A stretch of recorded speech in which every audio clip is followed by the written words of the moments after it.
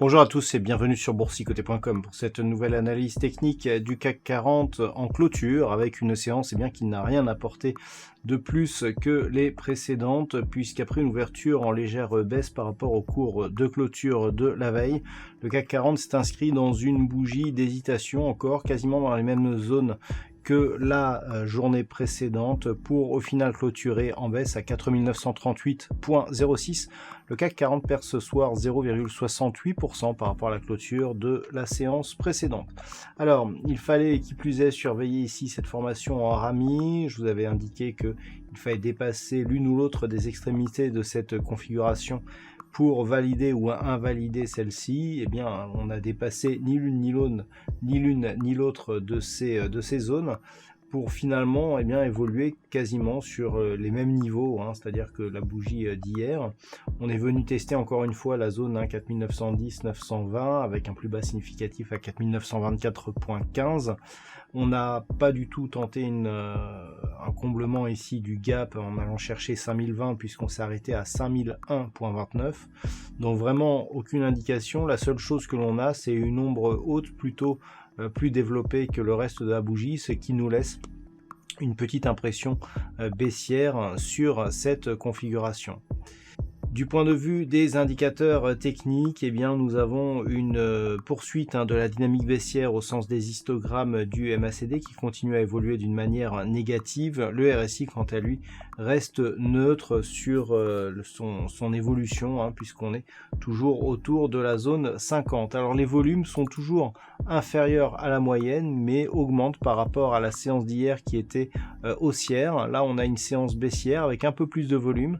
Donc sur les évolutions récentes, on a l'impression que le flux s'inverse. On avait avant plus de volume sur les séances haussières, on en a désormais un peu plus sur les séances baissières.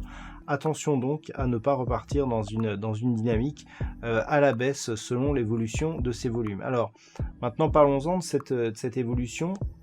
Il y a un élément nouveau quand même, c'est que avec cette bougie, on vient clôturer sous le gap que nous avions ici, ou tout du moins sur ses limites. J'attirais votre attention sur le fait que la zone ici, 4950, 4940, qui avait été le théâtre d'un gap ici la semaine dernière, agissait toujours comme zone de support. C'est un petit peu le sens de mes récentes interventions.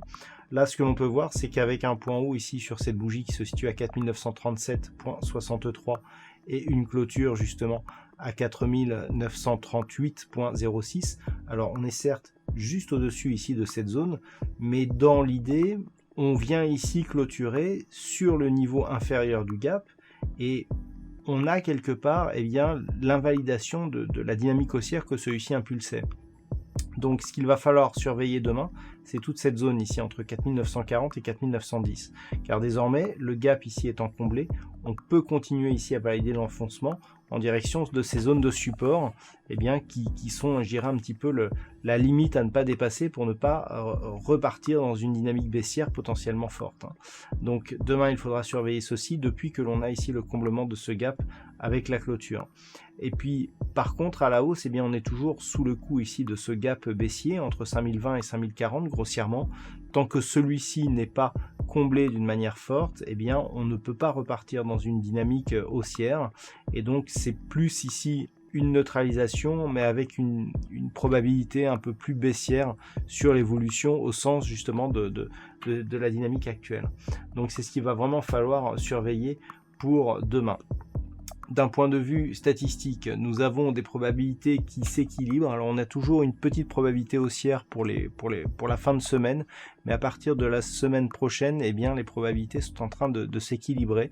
Ça veut dire qu'on a beaucoup moins de potentiel haussier que ce que l'on avait sur les précédentes probabilités, donc par rapport à une configuration similaire qui avait été constatée sur des cotations antérieures. Par contre, le nombre d'occurrences assez faible de cette étude statistique ne nous permet pas d'avoir une statistique fiable pour les prochains jours.